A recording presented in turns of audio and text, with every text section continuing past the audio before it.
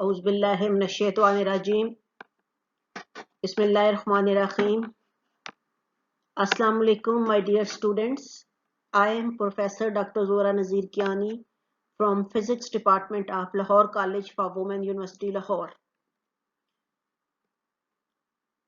My dear students, I am teaching you MS Physics course, and the course name is Semiconductor Electronic Devices.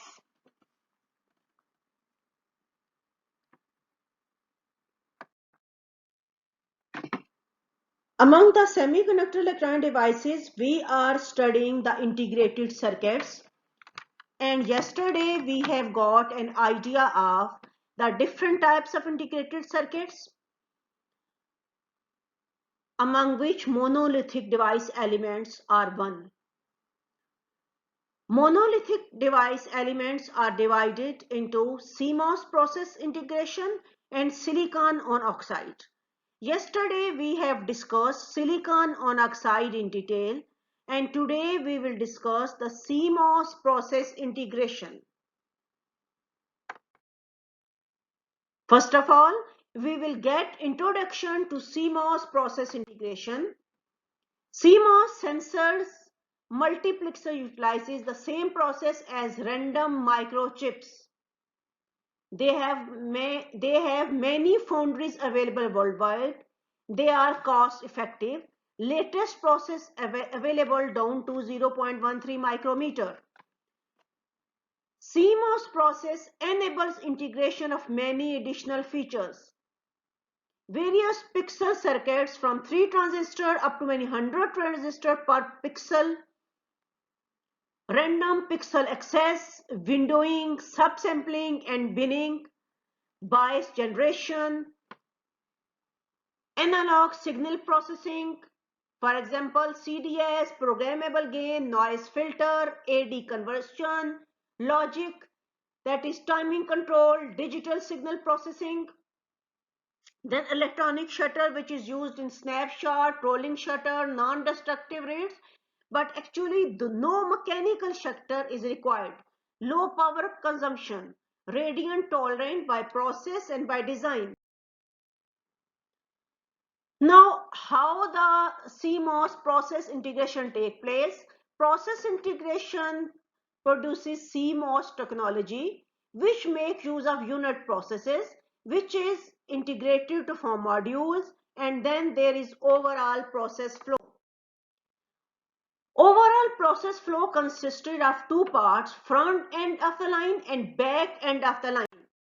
The front end of the line is the first portion of IC fabrication, where the individual devices, that are transistors, capacitors, resistors, etc., are patterned in the semiconductor. Front end of line generally covers everything up to but not including the deposition of metal interconnect layers. The back end of line is the second portion of IC fabrication, where the individual devices, that is transistors, capacitors, resistors, get interconnected with wiring on the wafer, the metallization layer. The back end of line generally begins when the first layer of metal is deposited on the wafer. Now, front end of the line consists of shallow trench isolation, twin tub, single level polysilicon, low dope drain extensions.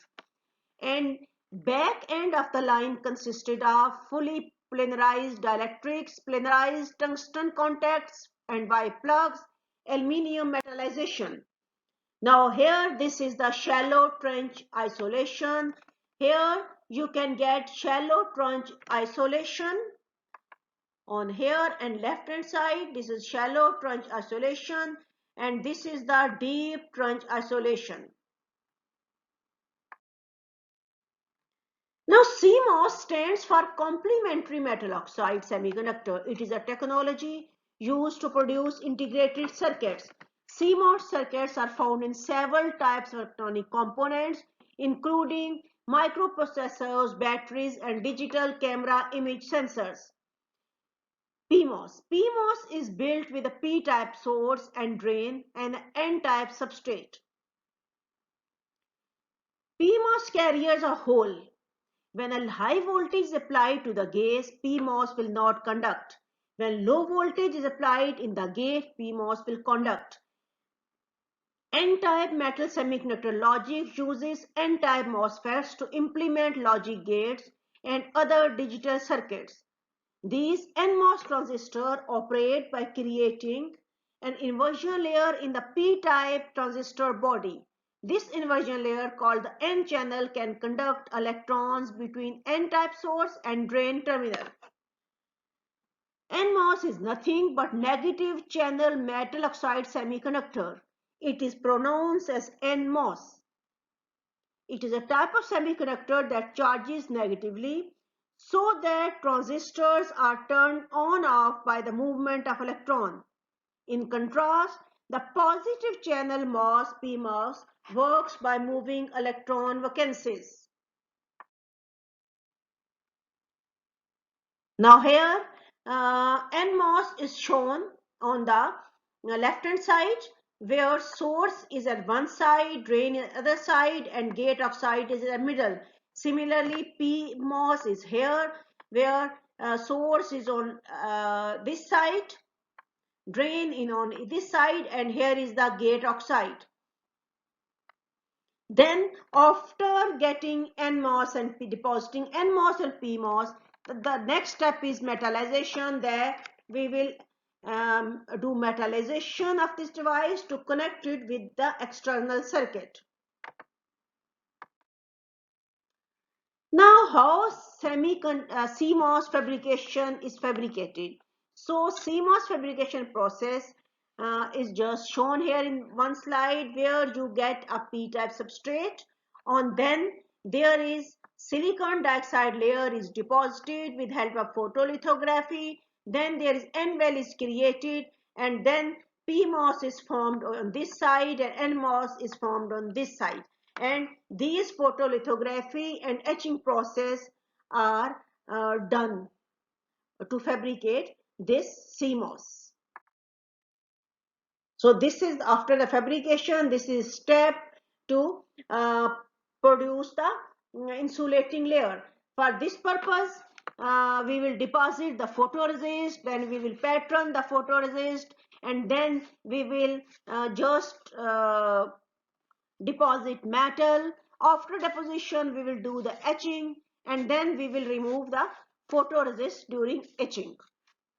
Now these all are the steps of photolithography, which you have discussed in detail in your chapter number 5. Basically in your photolithography process, a p-type substrate or n-type substrate is taken, then an oxide layer is grown. If it is silicon dioxide here, then you can grow here silicon dioxide layer with the help of either by annealing the silicon substrate. As I have told you in earlier lectures, that 1 micrometer of silicon will give us 0.44 micrometer silicon dioxide layer. Or we can just spotter deposit oxide layer, spin coat, or vacuum evaporation. Any method, or CVD, electrode, any method can be used to deposit oxide layer on the p-type substrate. Then the next is that we will pattern this oxide layer. How we will pattern it? First of all, on this top of the oxide layer, we will place a photoresist. Photoresist is either positive or negative, which we have discussed in chapter 4, that one resist, positive photoresist is can allow the light pass through it, and the negative resist will block the light to get inside. Then on the photoresist at the top, we place a certain reticle with the help of which, or you can call it reticle or mask, so that you can allow the light to fall on the specific portion of photoresist through which you want the chemical reaction. So here in this case, your light is made to fall in this portion, then this oxide layer is removed from here in this process. After each, this is the photolithographic step. After each photolithographic step, etching is done. Etching means either your this substrate with the oxide layer will be put inside the hydrofluoric acid to etch off any contamination, or you will do the reactive ion etching. And you know that reactive ion etching you have also discussed in detail in your chapter number 5, where you have discussed the junction fabrication. Then through this well, which you through this window, you will dope this p-type substrate with the n-type material, or you will create n-well, and same procedure will be opted to create n-well. First of all, photoresist is placed, and then through the reticular mask, the dopant is sent inside this window, so that your n-well is created. Then again, you will pattern the oxide layer. That is again the same process, photoresist, fall of light through the mask or reticle, and then you have patterned windows here. Now here in the next slide, you will see that you will grow the gate oxide in these windows. Now that gate oxide can be silicon dioxide or any oxide you can grow as a gate. And then you will deposit polysilicon layer over this gate oxide, deposited gate oxide layer. Then again, there will be the pattern of polysilicon oxide layer, again by using same procedure, which are the conventional procedure of the photolithography step. Then through these windows, here two windows which are created, you will implant the source and drain inside these windows. And on left hand side, we will implant the heavily doped n-type material, and on the right hand side we will dope with the heavily doped p-type material. After deposition of these source and drain, then there will be a nitride layer, silicon nitride layer will be deposited all over the device. Then this silicon nitride layer is again patterned by repeating same photolithographic steps. Then through these windows which are created after pattern, the metal is deposited. Actually, metal is deposited to connect our device with the external circuits. Then again the metal is patterned, like as you can see here. Again we have just got here the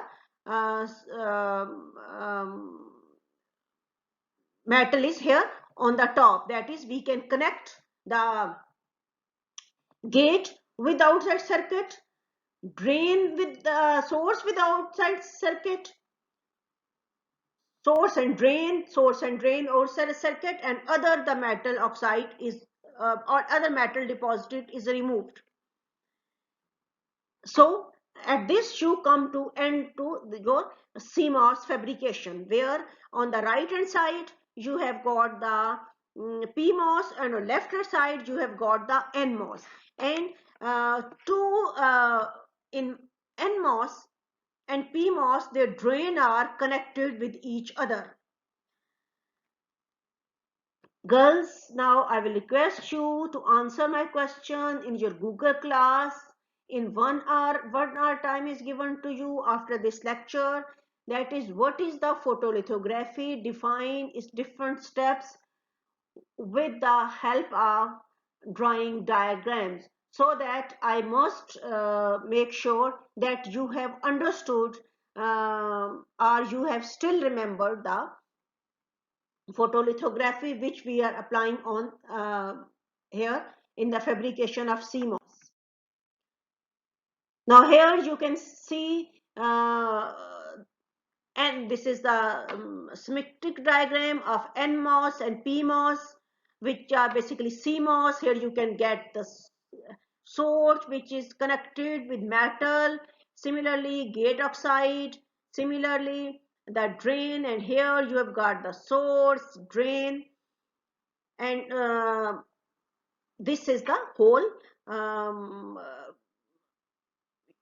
CMOS which we have got just fabricated. Now girls, why we have just got this CMOS, a particularly useful device for digital application is a combination of N-channel and P-channel MOS transistor on adjacent regions of the chip. This complementary MOS, commonly called CMOS, is the basic inverter circuit. In this circuit, the drain of the two transistors are connected and form of output, while the input terminal is the common connection to the transistor's gate. Input has got common, as you can see here, the common connection is given for the input with the gates. The P-channel device has a negative threshold voltage and N-channel device has a positive threshold voltage.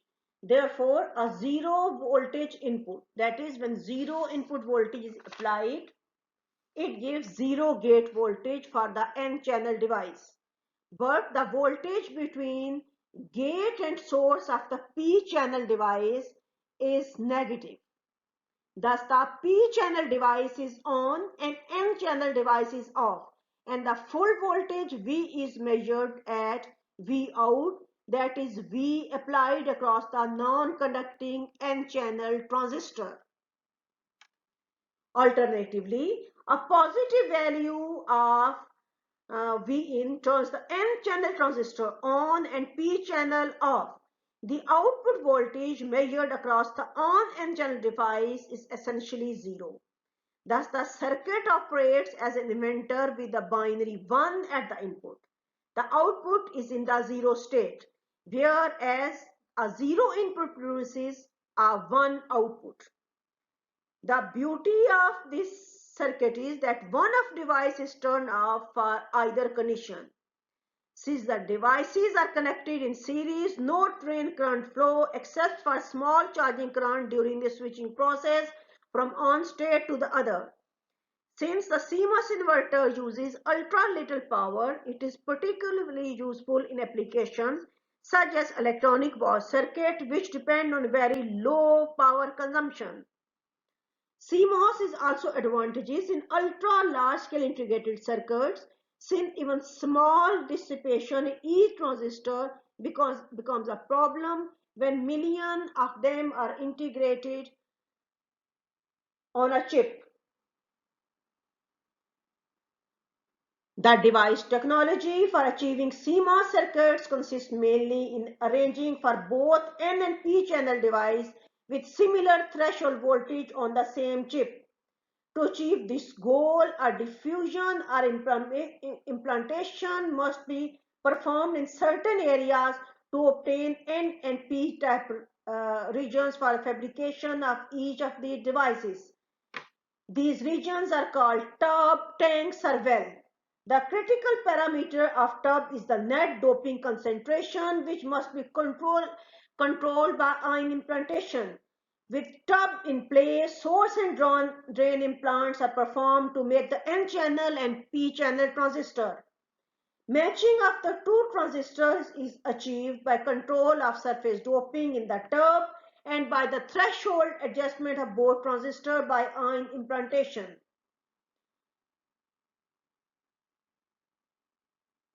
So, this is the basically how your CMOS is fabricated and how it works and how it is useful. And this is the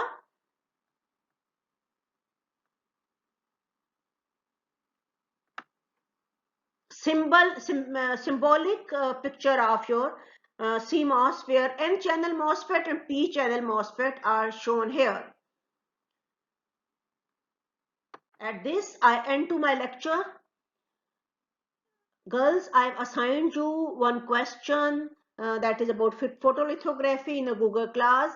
And so second important thing which I want you girl to just do as an assignment, that this is the one method, that photolithography, which I have discussed with you to produce the CMOS.